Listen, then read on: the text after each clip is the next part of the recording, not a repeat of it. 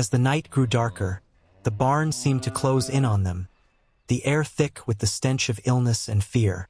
John stood frozen, staring at the lifeless body of their strongest cow, her eyes wide open in death's embrace. The other cows, weak and trembling, shifted uneasily in their stalls, their bodies racked with spasms. Then, as if on cue, a sudden, gut-wrenching sound echoed through the barn, the unmistakable gurgling noise of a creature struggling to breathe. Emma rushed to the side of their last surviving cow, her heart hammering in her chest. The poor animal's sides heaved with every shallow breath, her body covered in a cold, clammy sweat. She reached out, her fingers trembling as she stroked the cow's neck, but all she could feel was the rapid pulse of death threatening to claim her too. The thought of losing another one, the last hope of saving their farm, sent a wave of dread through Emma. The ground beneath her feet felt like it was slipping away. They were running out of time. Chapter 1. Calm before the storm. Morning sunlight stretched lazily across the rolling fields of the farm, painting everything in warm golden hues. The air smelled of fresh hay, damp earth, and the familiar musk of animals stirring in their enclosures. It was a peaceful morning, one of those rare, quiet starts that made life in the countryside feel like a blessing.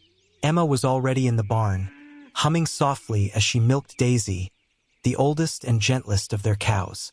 The rhythmic sound of milk hitting the metal pail was comforting, almost meditative. Daisy flicked her tail lazily, her large eyes half-closed in contentment. Emma ran a soothing hand along the cow's side, feeling the warmth of her sturdy body. "Good girl," she murmured, shifting to the next cow in line. Outside, John grumbled as he wrestled with a loose section of the wooden fence. It had been giving him trouble for weeks, and no matter how many nails he hammered in, the thing refused to hold steady. He wiped the sweat from his brow with the back of his hand, glancing toward the barn, where Emma was working. He envied her in moments like this. She had a way with the animals, a quiet patience that he could never quite master. "You stubborn piece of wood," he muttered, giving the fence a final, forceful tug before stepping back to inspect his work. Satisfied, or at least as satisfied as he could be, he turned toward the barn just as Emma stepped outside, carrying a full pail of fresh milk. "How's it looking?" she asked, nodding toward the fence. "It's holding for now," John sighed, rubbing his sore hands. "But I don't trust it." Emma gave him a knowing smile. "Well, it'll have to do for today. Breakfast first."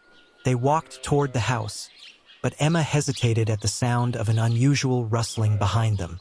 Turning back, she noticed Buttercup, their youngest cow, standing a few feet away from the others, her head hanging low. "John," she said, her voice losing its lightness. "Something's wrong with Buttercup." John followed her gaze, frowning. The cow's ears drooped, and she barely acknowledged them when they approached. Usually, Buttercup was the liveliest of the herd, always the first to nuzzle against them in search of treats. Now she seemed sluggish, uninterested in their presence. Emma placed a gentle hand on the cow's forehead. "She's warm," John exhaled sharply. "Maybe it's just the heat. She'll be fine after some water and rest." But Emma wasn't convinced. There was something in the way Buttercup stood, the unnatural stillness of her body. And then she saw it, the barely touched feed in the trough. "She didn't eat her breakfast," Emma murmured, her stomach tightening. "She never skips a meal."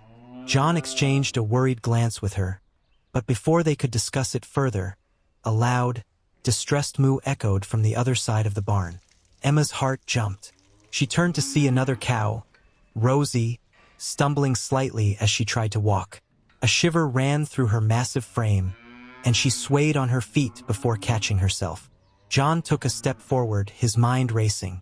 "This isn't good," he muttered under his breath. Emma felt an icy tendril of fear creep into her chest. Buttercup was sick, and now Rosie, too. "John, we need to call the vet." John hesitated. He wasn't one to panic easily, but the sight of two sick cows in one morning sent an alarm through his bones. Without another word, he turned and hurried inside to grab the phone. By the time the vet arrived, the situation had worsened. Buttercup had collapsed onto her side, her breath coming in slow, uneven pants. Rosie stood frozen, as if afraid to move, and the other cows watched warily, shifting restlessly as if sensing something was terribly wrong. The veterinarian, a tall man named Dr. Lewis, crouched beside Buttercup, his gloved hands moving carefully over her body.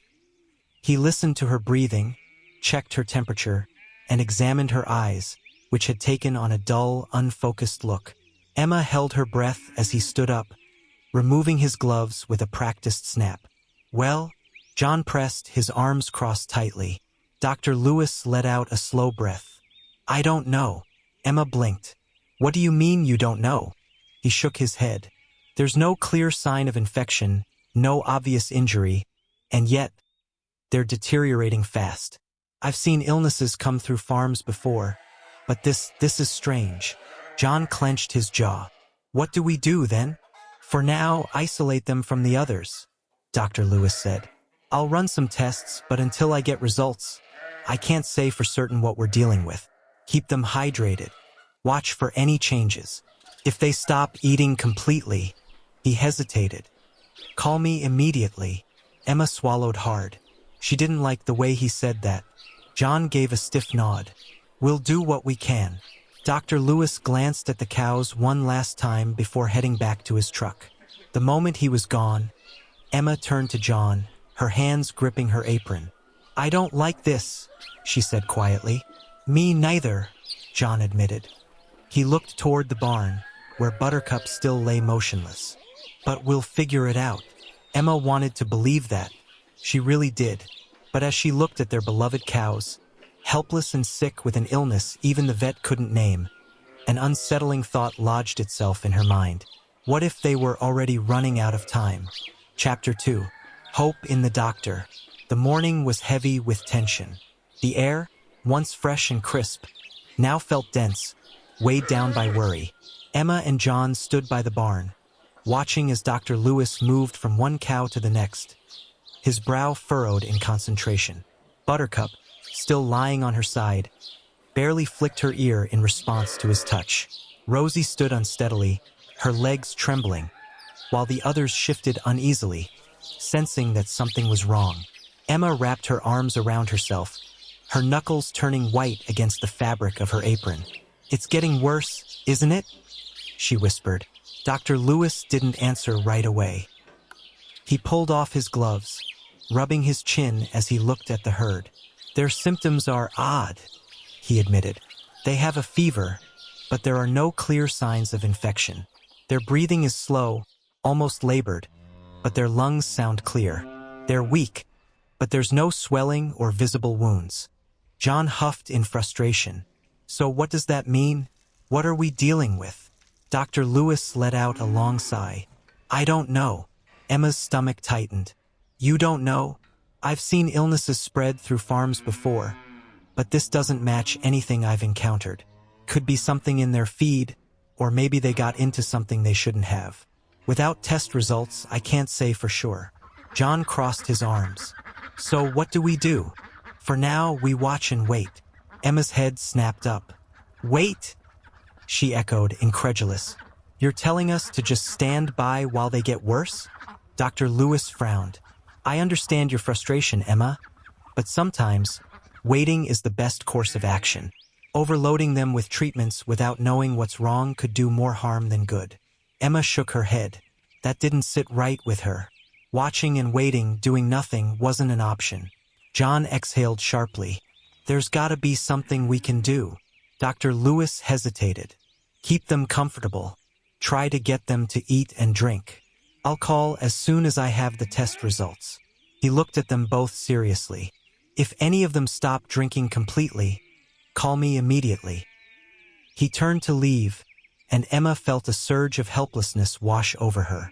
She couldn't just stand here while her cows grew weaker. As the vet's truck disappeared down the dusty road, John rubbed his hands over his face. "Damn it," he muttered. "This ain't right." Emma's mind was already spinning, searching for something, anything, that could help.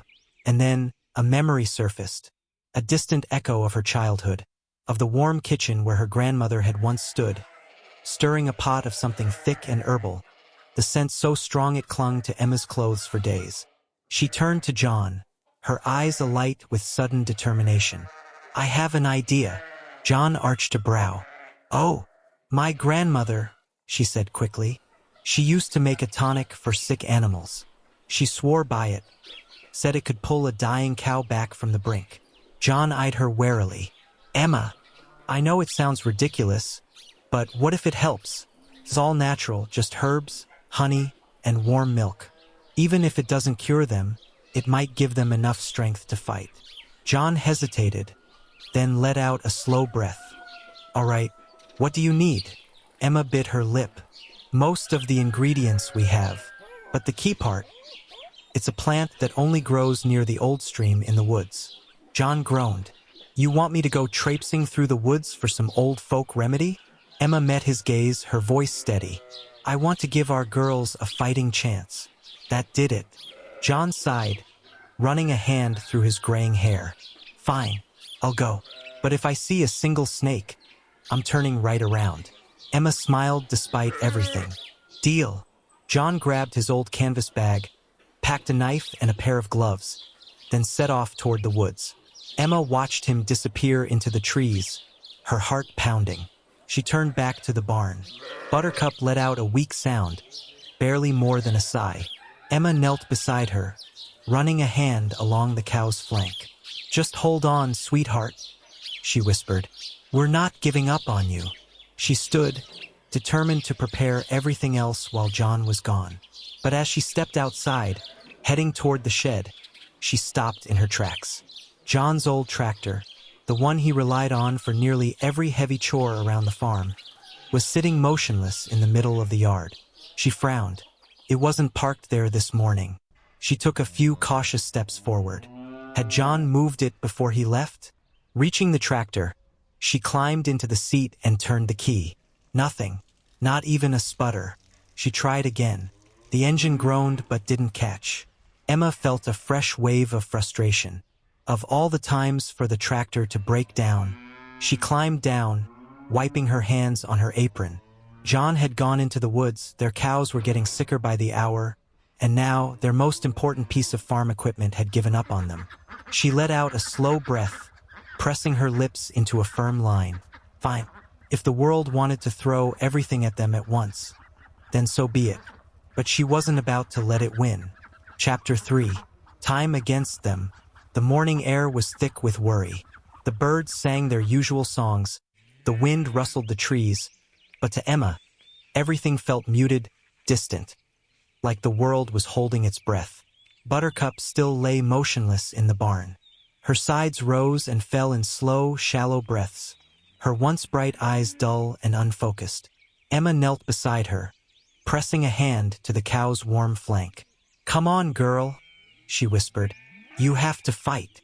But Buttercup didn't even flick her ear in response. Emma felt her chest tighten. The vet's words echoed in her mind. "If they stop drinking completely, call me immediately." Buttercup hadn't touched water since yesterday. Panic threatened to creep in, but Emma shoved it down. There was still time. There had to be. She glanced over at Rosie, who stood nearby, swaying slightly.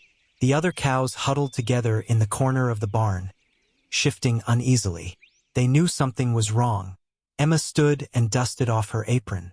No more waiting. She had work to do. John and the stubborn tractor. Outside, John was elbow-deep in the tractor's engine, cursing under his breath. The damn thing refused to start.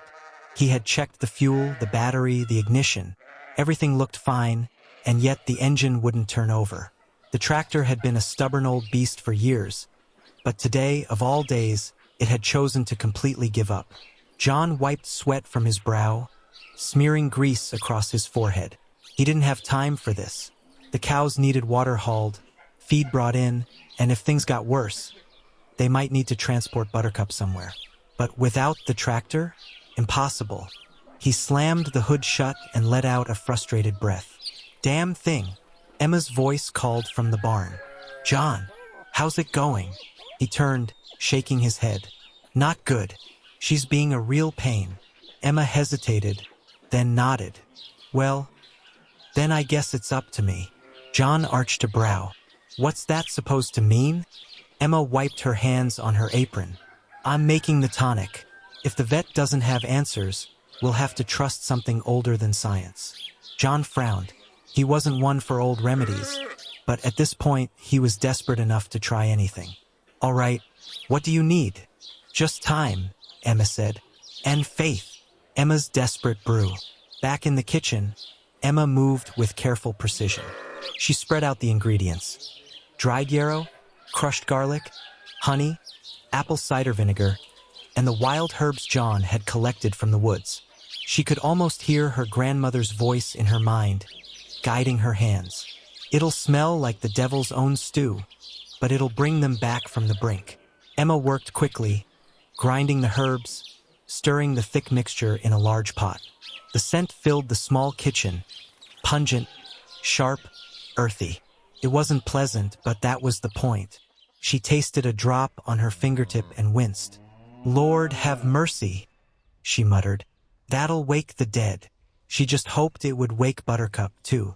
The vet's grim warning. The sound of tires crunching on gravel made Emma's heart jump. She wiped her hands and rushed outside. Dr. Lewis stepped out of his truck, looking grim. Any news? Emma asked, her voice tight. The vet sighed. I got the first round of test results. Still inconclusive. No sign of bacterial infection, no parasites, no poisoning. Whatever's happening, it's not something common. John walked over, wiping grease from his hands. So what does that mean? What's the next step? Dr. Lewis hesitated. Emma, John, Buttercup hasn't moved in hours.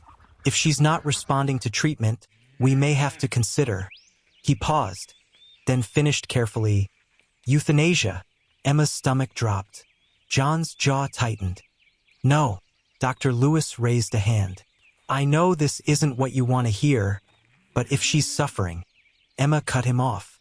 She's not dying today. The vet studied her for a long moment. Then he sighed. All right, but if she gets worse, I'll call you, Emma said. But in her heart, she had already made her choice. She wouldn't give up. The final straw. As Dr. Lewis drove away, Emma carried a bucket of the steaming tonic toward the barn. The strong scent made her eyes water, but she didn't care. John met her halfway. You sure about this? Emma gave a firm nod. It's worth a shot. John ran a hand over his face. All right, let's do it. But just as they stepped inside, a loud boom erupted from the yard. Emma nearly dropped the bucket. John spun toward the noise. Smoke curled up from the tractor's hood. The damn thing had exploded. John let out a strangled noise. Oh, for the love of... Emma's heart pounded. Their tractor, was completely ruined. And inside the barn, Buttercup gave a long, shuddering breath. Emma turned back, a fresh wave of fear gripping her chest. They were running out of time. Chapter 4. Remembering the past. The barn was quiet except for the slow, labored breathing of the cows. The air smelled of hay, earth, and sickness. A scent Emma wished she could scrub away.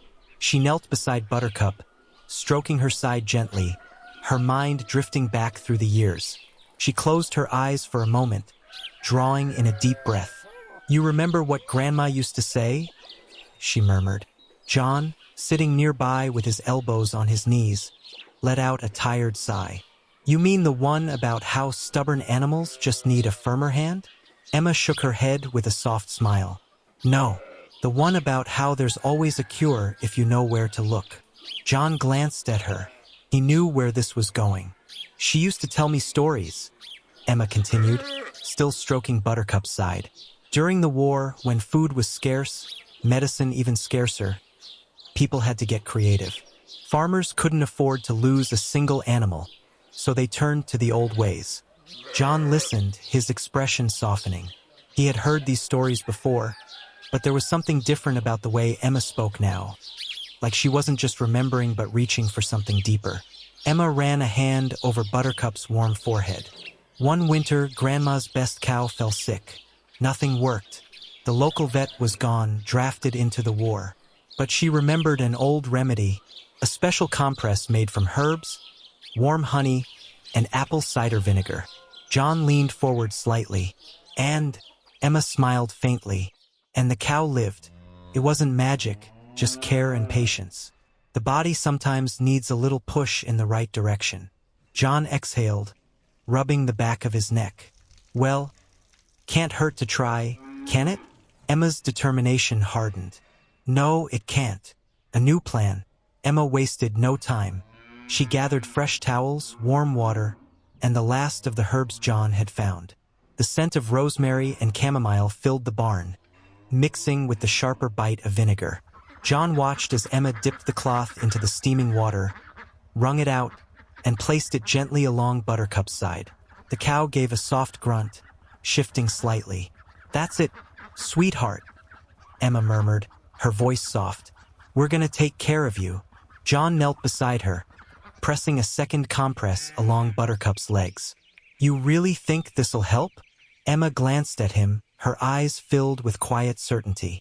It has to. A helping hand, or not. Just as they were settling into a rhythm, a truck rumbled up the driveway. Emma straightened, wiping her hands on her apron. John peered outside and groaned. Oh, great! Emma's heart sank when she saw who stepped out. A young man, barely out of his teens, with messy blonde hair and an eager grin, jogged toward them. He carried a bag of veterinary supplies over his shoulder. Hey there, he called, far too cheerful for the situation. Dr. Lewis sent me to help. Emma exchanged a glance with John. This is bad, John muttered under his breath. The last time they'd had a vet intern on the farm, he had nearly drowned their pigs trying to properly bathe them. Emma forced a polite smile. And you are? The young man puffed out his chest. Ethan, veterinary student, 3rd year. I've read a lot about cow illnesses, so don't worry. I got this. Emma's stomach twisted. Have you actually treated sick cows before? John asked warily. Ethan waved a hand dismissively. Well, not personally, but theoretically? I know everything there is to know. Emma pressed her lips together. She didn't have time for this. Disaster strikes. Ethan strutted into the barn like he owned the place. All right, let's take a look at the patient. Emma watched with rising horror as he dug through his bag, pulling out a syringe. Wait, she said quickly. What is that? Just a little vitamin booster, Ethan said, grinning. Standard procedure. Emma narrowed her eyes. Dr. Lewis didn't say anything about injections. Ethan waved her off. Trust me, this'll help. Before Emma could stop him, he leaned down and jabbed the needle into Buttercup's neck. The cow let out a loud, pained groan, her body shuddering violently. Emma's heart nearly stopped. What did you just do? She snapped. Ethan blinked. Gave her vitamins? Buttercup let out another weak, distressed noise, her legs twitching. Emma lunged forward, grabbing Ethan's collar. Get out. Ethan's face paled. Wait, but out. Ethan stumbled backward, hands raised. Geez, lady, I was just trying to help. Emma pointed toward the door, her whole body trembling with anger. John stepped forward, his voice dangerously low. You've done enough, kid. Leave. Ethan, clearly realizing he had lost, grabbed his bag and hurried out, muttering something about ungrateful farmers. The moment he was gone, Emma dropped to her knees beside Buttercup. The cow was breathing heavily, her whole body tense. John knelt beside her. She's still with us. Emma closed her eyes, swallowing hard. I should have never let him touch her. John squeezed her shoulder. You didn't know. We're fixing this. You're fixing this. Emma exhaled shakily, nodding. All right, let's keep going. She reached for another warm compress, pressing it gently against Buttercup's side. And then, a noise. A soft, shuffling sound from the storage shed. John's head snapped up. Did you hear that? Emma frowned. What? A thud. A rustling. John stood, grabbing a nearby pitchfork. Stay here. Emma opened her mouth to protest, but something about John's expression made her stop. He moved toward the shed, his steps slow, measured. He reached the door, paused, and then yanked it open. Silence. Emma held her breath. John took a step inside, and then she heard it. A sharp intake of breath. A whisper of movement. Someone was inside. Chapter 5. The Uninvited Guest. The night was thick with silence, save for the distant rustling of leaves in the wind. John stood at the entrance of the shed, his fingers tightening around the handle of the pitchfork. The air inside smelled of damp wood, old hay, and something else, something human. He lifted the lantern higher, its glow stretching across the dusty floor. A shadow shifted in the corner. John's grip tightened. Who's there? No answer. He took a step forward, boots crunching against stray bits of hay. The figure pressed itself deeper into the shadows, but there was no mistaking it now. Someone was here. John exhaled sharply. Come on out.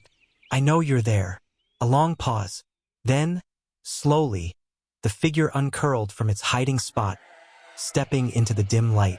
It was a boy, thin, dirty, with shaggy brown hair falling into his wary eyes. His clothes were rumpled, his hands smeared with dirt. He looked about 15, maybe 16, too young to be out here alone. John lowered the pitchfork but didn't drop his guard. You got a name, kid? The boy hesitated, then mumbled, Ethan. John frowned. Not the same Ethan from earlier, I hope. The boy shook his head quickly. No, just Ethan. John studied him for a long moment. All right, Ethan. You want to tell me what you're doing in my shed? The boy's eyes flickered toward the door, like he was calculating his chances of running.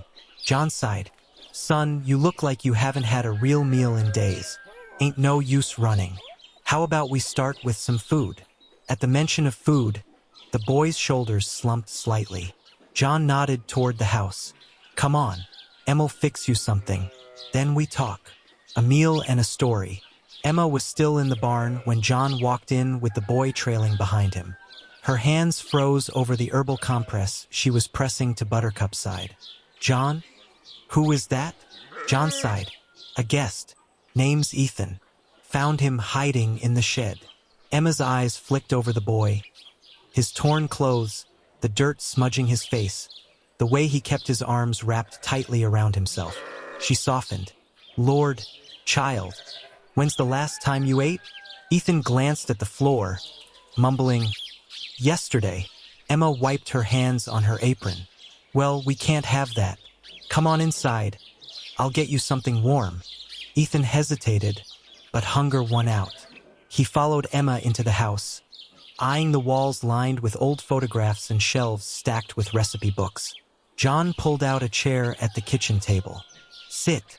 The boy obeyed, though he kept his hands balled into fists in his lap. Emma worked quickly, setting a steaming bowl of soup in front of him. Eat first, talk later. Ethan didn't need to be told twice. He grabbed the spoon and shoveled the food into his mouth like he hadn't eaten in weeks. John leaned against the counter, arms crossed. All right, kid. Who are you running from? Ethan stiffened mid-bite. Emma shot John a look. Let him finish. Ethan swallowed hard, setting the spoon down. His voice was quieter when he finally spoke. I ran away. John exhaled. Yeah, we figured that much. But from where? Ethan's jaw tightened. Foster home. About 20 miles from here. Emma's heart clenched. John scratched his beard. And you ended up here? Ethan shifted uncomfortably. I was looking for a place to sleep. I saw your barn. I didn't touch anything, I swear. Emma reached out, placing a gentle hand over his. You don't have to be scared, sweetheart. You're safe here. Ethan's fingers twitched, like he wasn't used to kindness. He glanced at her, then at John. You're not gonna call the cops? John sighed, rubbing the back of his neck. Not tonight, we're not. Ethan's shoulders sagged in relief.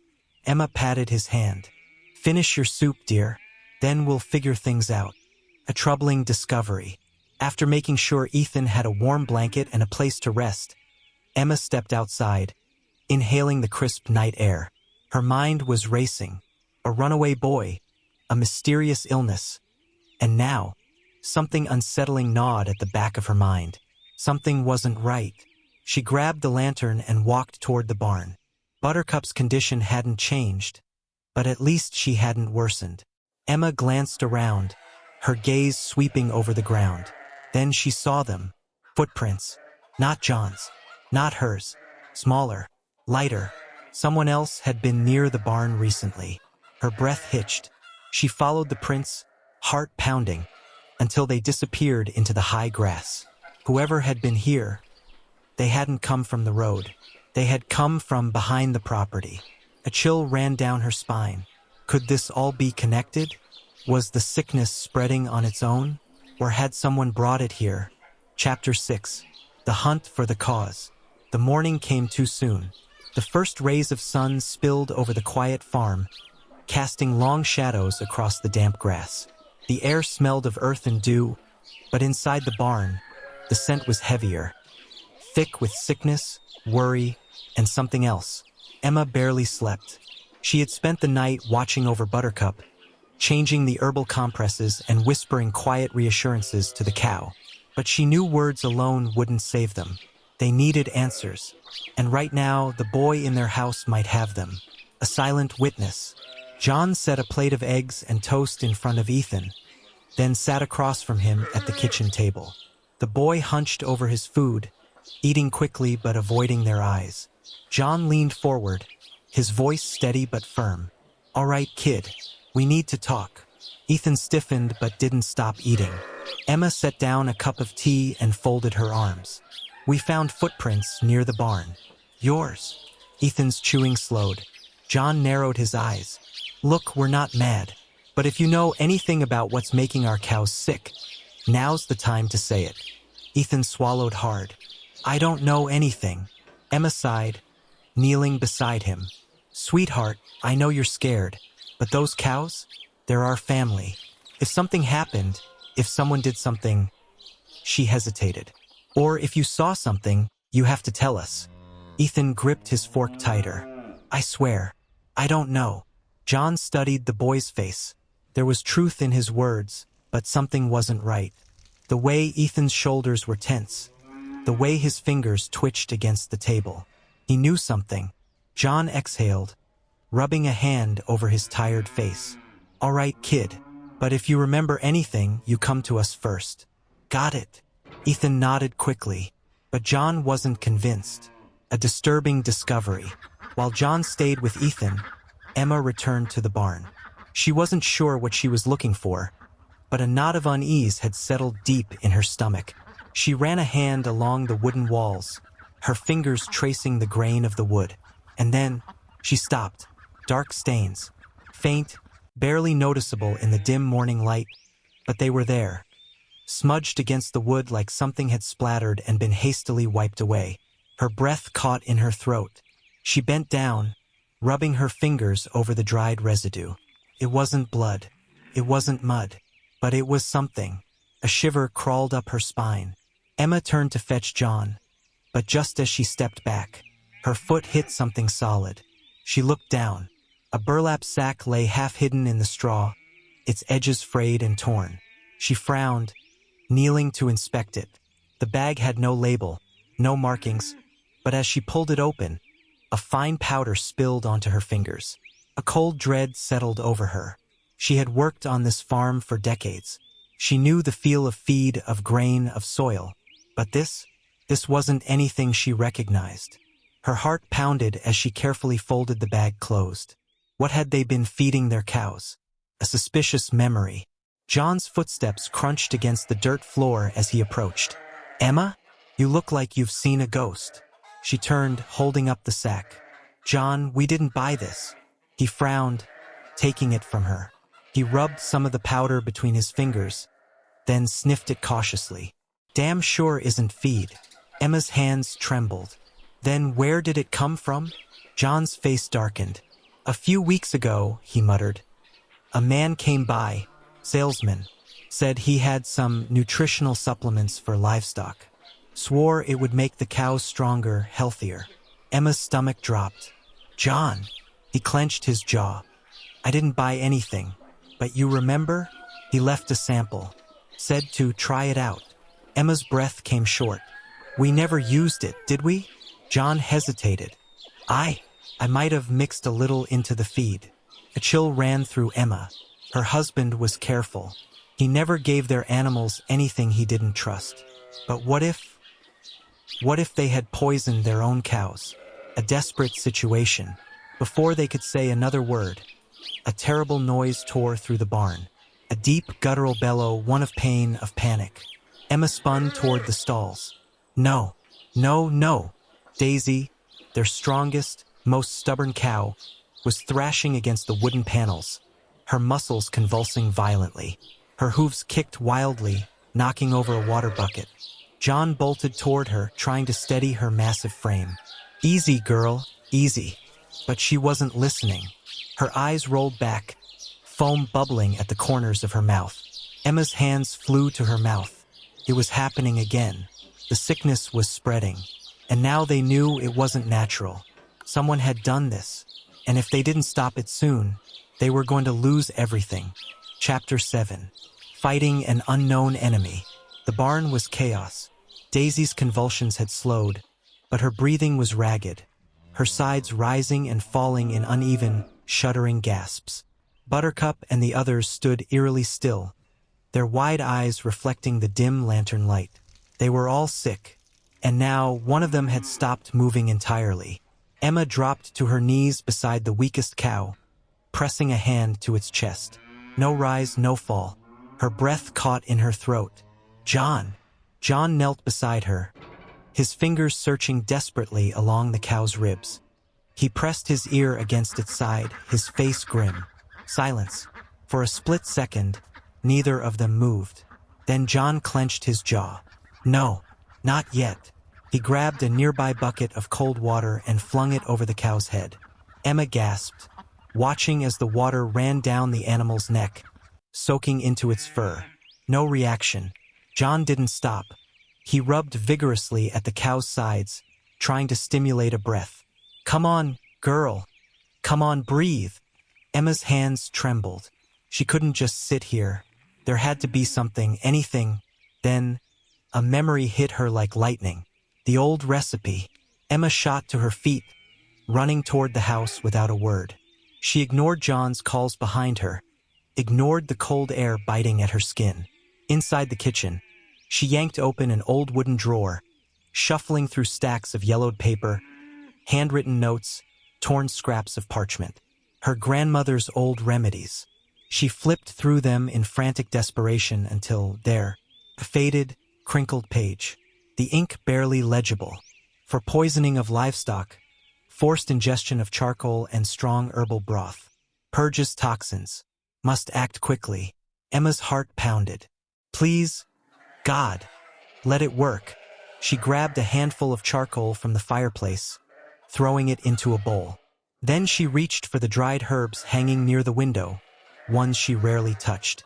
Within minutes, a thick, bitter-smelling mixture was brewing over the stove. Confession. Back in the barn, John was still working to revive the cow. His hands were raw from rubbing its chest, his forehead beaded with sweat. Emma ran to him, pressing the bowl into his hands. We have to get this in her stomach. Now. John didn't ask questions. He pried the cow's mouth open while Emma carefully poured the liquid down its throat, massaging its neck to help it swallow. The air was thick with tension. Then, from behind them, I saw someone do it. Emma froze. Slowly, she turned. Ethan stood at the barn door, his face pale, his hands curled into fists at his sides. John stood too, his voice low. What did you say? The boy swallowed hard. The feed. Someone put something in it. I saw them. 2 nights ago. Emma's breath caught. Who? Ethan's eyes darted to the side. I don't know his name, but he came in a truck. I thought he was delivering something. His voice shook. I didn't know it would. John took a step closer. What did he look like? Ethan hesitated. Tall, thin. He had a black cap, and he was the same man who came here before. The one who gave you the vitamins. Emma's stomach turned to ice. John's fists clenched. That bastard. Desperate measures. But there was no time to dwell on it now. Behind them, the cow twitched. Emma spun around just as the animal's ribs rose slightly. then fell again. A tiny, wheezing gasp rattled from its throat. Emma nearly sobbed in relief. She's breathing. John sagged back onto his heels, exhaustion hitting him like a freight train. But it wasn't over. Emma looked at the other cows. Their eyes were dull, their heads hanging low. Whatever this toxin was, it was still inside them. "We have to purge the others," she said, determination stealing her voice. "Every last one." John nodded, wiping sweat from his brow. "Then let's get to work." A race against time. The night stretched long. John and Emma worked side by side, forcing the bitter remedy into each sick cow's mouth. Ethan, determined to help, held the lantern, his face set in guilt-ridden focus. The cows resisted at first, but gradually, as the hours passed, something changed. The wheezing slowed, the shivers lessened, and then, finally, Buttercup lifted her head, her ears twitching. Emma let out a breath she hadn't realized she was holding. They weren't out of danger yet, but for the first time in days she had hope. Hope that their cows would survive. Hope that they could find the man who did this. And hope that, by morning, they might have the strength to fight back. Intrigue. The cows are stabilizing, but the real enemy is still out there. Chapter 8. The Last Hope. The barn was eerily silent. The only sound was John's ragged breathing as he knelt beside the still, unmoving cow. His hands trembled as he pressed against her broad chest, his fingers digging into her fur. "Come on, girl," he muttered through gritted teeth. "Don't give up on me now." Emma hovered nearby, clutching the last bowl of medicine. The herbal remedy had worked on the others. They were weak but standing. But this one, she wasn't moving. John clenched his jaw and began pressing down on her ribcage, forcing her heart to pump. He had never done this before, but he had seen it work on smaller animals. Could it work on a cow? Emma wiped her forehead with a shaking hand. They were running out of time. A desperate attempt. John's hands pressed and released, pressed and released. The rhythmic motion sent a dull ache through his arms. But he didn't stop. Emma's pulse raced. "John, we need to get the last dose into her." John nodded, barely pausing as Emma knelt beside him, carefully pouring the thick herbal mixture into the cow's mouth. She massaged the animal's throat, hoping, praying, it would go down. The cow remained motionless. Emma's stomach twisted. "Come on, girl. Swallow." John pressed down on her chest again, harder this time. His jaw was clenched so tightly she thought his teeth might crack. One beat, another, still nothing. Then, just as Emma felt tears sting her eyes, a shudder. Barely noticeable, but enough for John to freeze mid-motion. "Did you see that?" Emma held her breath. The cow's nostrils flared. Then, a sudden, wheezing gasp rattled through her throat. Emma nearly sobbed. "She's breathing." John sagged back onto his heels, his face pale with exhaustion. "Damn stubborn girl," he muttered, but his voice was thick with relief. Emma placed a trembling hand on the cow's side, feeling the faint rise and fall of her ribs. Weak, but alive. Skepticism and hope. Before they could fully process what had happened, a voice cut through the tension. "This is impossible." Emma turned sharply. The veterinarian stood in the doorway, his face a mix of disbelief and irritation. He had arrived minutes ago, just in time to witness what he clearly thought was nonsense. John wiped his hands on his jeans and stood up, his expression unreadable. "What's impossible?" The vet gestured to the cows. "That they're getting better. I told you there was no cure." His eyes flicked to the empty bowls of herbal medicine. "What the hell did you do?" Emma crossed her arms. "Saved them," the vet scoffed. "With this." He nudged an empty bowl with the tip of his boot. "Home remedies don't fix poisoning. It doesn't make sense." John's temper flared. "Then maybe your medical books don't have all the answers." The vet frowned but said nothing. Emma took a deep breath, forcing herself to stay calm. "We didn't have a choice, and it worked." The vet hesitated. His gaze shifted to the cows, weak but standing. Alive. He rubbed a hand over his face, clearly trying to process it. Finally, he sighed. "I don't understand how, But I guess I was wrong. Emma allowed herself the smallest smile. The truth comes out. The moment of peace was short-lived. Ethan stepped forward, his face pale. I need to tell you something. Emma and John exchanged a look. The boy swallowed hard. I know who did this. The air seemed to still. Ethan shifted nervously. I saw him. The guy with the black cap, the one who sold you those supplements. I saw him sneaking around the barn 2 nights ago. He had a bag. He dumped something in the feed. John's hands curled into fists. And you didn't say anything? Ethan's voice cracked. I didn't think it was bad. I thought he worked for you. I didn't... His breath hitched. I didn't know it would hurt them. Emma placed a gentle hand on his shoulder. You're telling us now. That matters. John exhaled sharply, trying to push down his anger. They had a name, a face, a lead, and whoever this man was, he was going to answer for what he did. A fragile recovery. The cows were still weak, but as the hours passed, they grew steadier on their feet.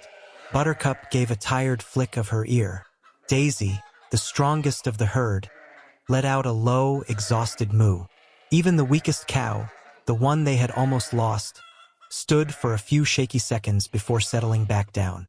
It wasn't a full recovery, but it was enough. For now, John and Emma sat on overturned buckets, watching the animals breathe, their chests rising and falling in a steady rhythm. Emma leaned her head on John's shoulder. We almost lost them. John exhaled, wrapping an arm around her. Yeah, but we didn't. She closed her eyes, letting the exhaustion sink in. And we know who did this. John's grip tightened. Damn right we do. Outside, the sky was beginning to lighten, streaks of gold breaking through the fading darkness. A new day was coming, and they weren't done fighting yet. Intrigue. The cows are alive, but the man who poisoned them is still out there. And John isn't about to let him get away with it. Chapter 9. Light at the end of the tunnel. The night was long. Too long. Emma hadn't moved from her spot by the sick cow's side since dusk. The barn was dimly lit by a single lantern hanging from the rafters, casting flickering shadows across the floor. She hadn't dared to close her eyes. The cow's breathing was shallow, and every time Emma reached out to feel her chest, the silence in the barn was deafening. The hours dragged on, stretching endlessly. The rest of the herd was weak but stable, standing and resting in turns, but the sickest one, the one who had almost slipped away, was still struggling. Emma's heart twisted each time she looked at her. With each passing minute, she whispered soft words of encouragement to the cow. Stay with us, girl. Just a little longer. Her hands trembled with fatigue, but she couldn't leave. She had to be there. John's determination. Meanwhile, John had found his second wind. Despite his exhaustion, his body aching from the day's efforts, he was determined to fix the tractor. It was their lifeline on the farm, and without it, they were helpless. But it wasn't going to be easy. The engine had given up days ago, leaving them stranded without a way to tend to the fields or transport any feed. With the cows sick and the farm in chaos, the broken-down tractor was just one more problem piling onto the already overwhelming list. John hunched over it, his hands greasy and his eyes bloodshot from lack of sleep. He had no choice but to work by feel, turning bolts and adjusting parts with the worn-out tools he had at hand. Nothing was going to stop him. Come on, he muttered under his breath, gritting his teeth. He had seen this tractor break down more times than he could count, but fixing it by hand was always a struggle. Minutes turned into hours as John wrenched and pulled, his mind consumed by the task, his thoughts only half on the work. Somewhere in the back of his mind, he knew Emma was still sitting with the cow, but he couldn't stop now. And then, just as his hands were ready to give out, he heard it. A low, weak sound. John froze. It wasn't the tractor. It was the cow. A flicker of hope. Emma's heart skipped a beat when the soft, rasping noise reached her ears. The cow Buttercup made another sound, a weak moo that barely reached above a whisper. Emma's breath caught in her throat. John, she called, her voice breaking the quiet of the barn.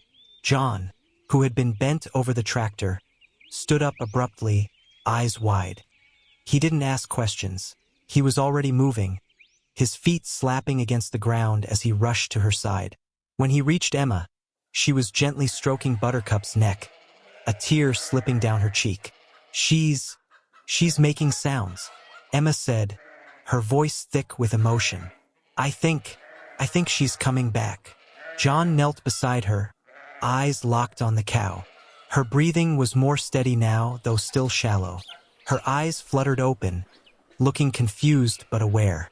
John exhaled in a slow, steady breath. She's gonna make it, he said, his voice hoarse. The sense of relief that washed over them both was almost overwhelming. After everything they had been through, after all the sleepless nights and the doubts, they had done it. One by one, the other cows were showing signs of recovery, too. The ones that had been wobbling on shaky legs now stood firmer, their steps more confident. Buttercup wasn't out of danger yet, but it felt like a victory. For the first time in days, Emma allowed herself a moment of peace. A new day dawns. The morning sun was just beginning to spill over the horizon when the final miracle came.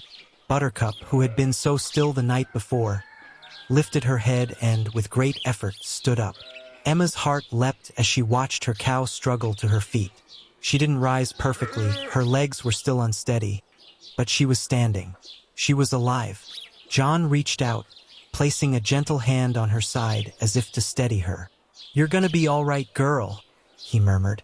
Emma wiped her eyes and smiled through her exhaustion. She's going to make it, John. The rest of the herd began to stir, one by one. Their heads poked out from the barn, eyes bright. The healing process was slow, but it was happening.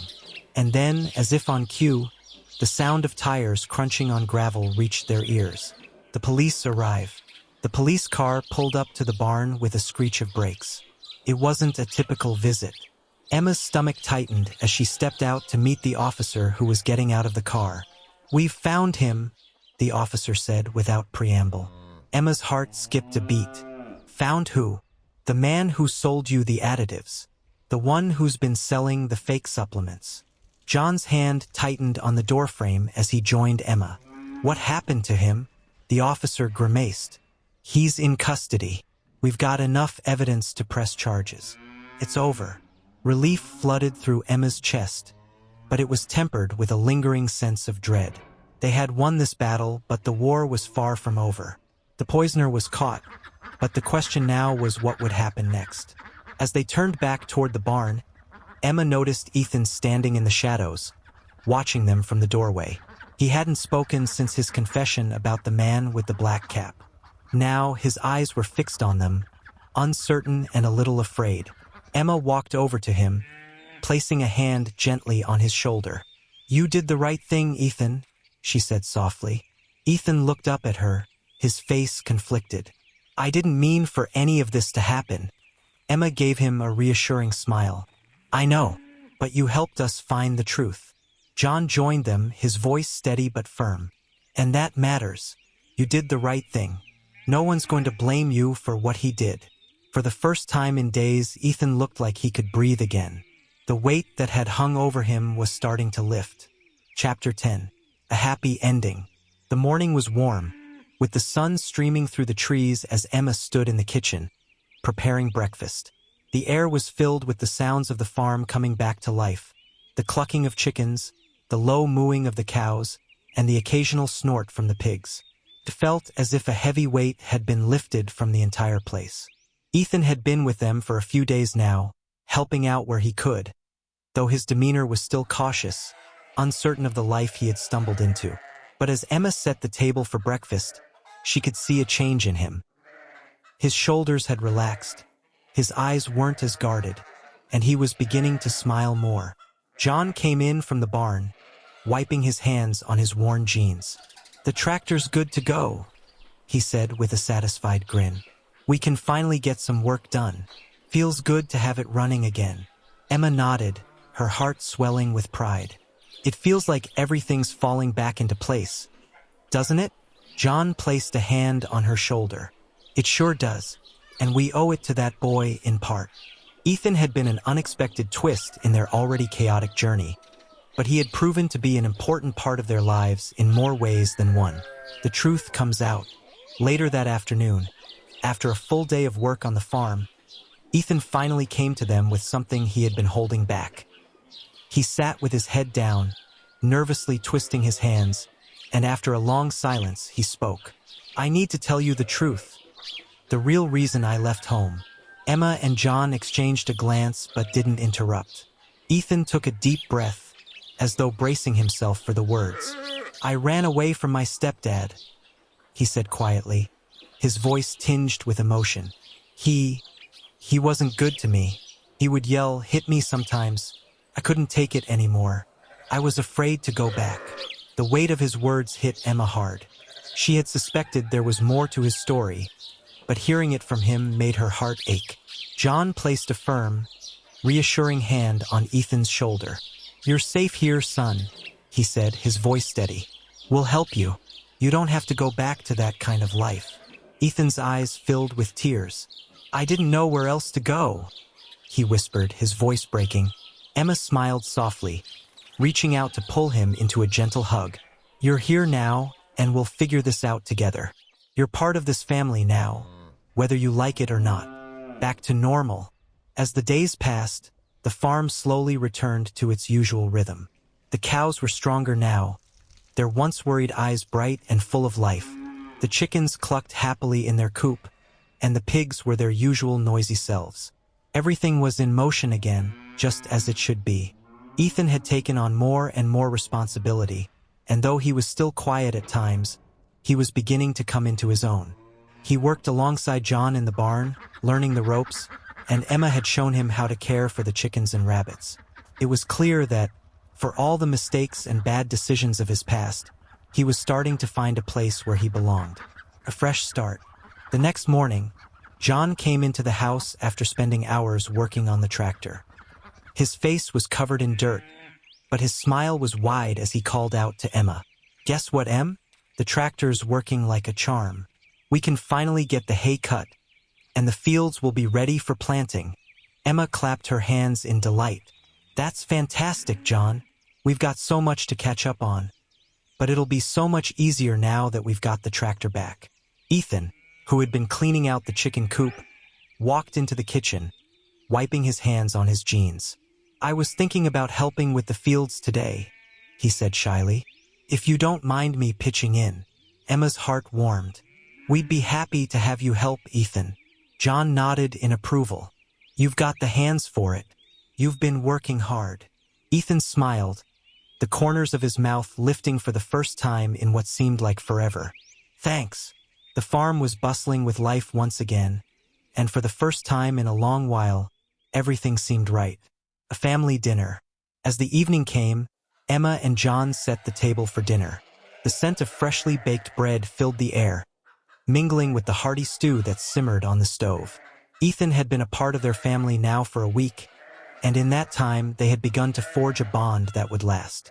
As they sat around the table, the sound of clinking silverware and soft conversation filled the room. For all the chaos and uncertainty that had come before, they were now sharing a peaceful moment of togetherness. John raised his glass, his eyes soft as he looked around at the table. "To family," he said with a quiet smile. "To new beginnings and the strength to get through anything." Emma nodded, a tear slipping down her cheek. "To new hope," she added. "To fresh starts." Ethan looked at them both, his expression unsure at first, but then he raised his glass too. To new family," he said softly, his voice filled with gratitude. They clinked their glasses together, and in that simple, beautiful moment, they knew everything was going to be all right. The farm would thrive again, the animals would be well, and Ethan would have a chance at a future that was full of promise. Finale. The cows were saved, the farm was flourishing, and Ethan had found a new home, a family that cared for him. With each passing day, they all began to heal from their struggles, finding joy in the small things, knowing that no matter what life threw at them, they would always have each other.